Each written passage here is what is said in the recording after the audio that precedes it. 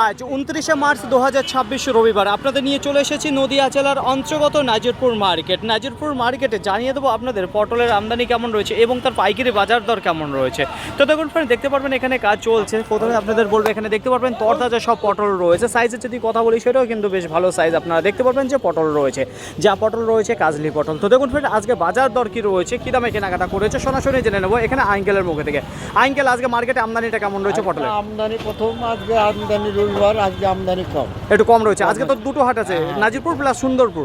এবার কিছুটা ওইদিকেও চলে গেছে, যে কারণে আমদানিটা একটু কম দেখা যাচ্ছে। আচ্ছা আঙ্কেল, আজকে কি দামে বেচাকেনা শুরু হয়েছে? 45 টাকা থেকে 38 টাকা, তারপরে আবার ঘুরে 42, 40, 41, মানে এই 45 থেকে 38 টাকার মধ্যে বেচাকেনা চলেছে।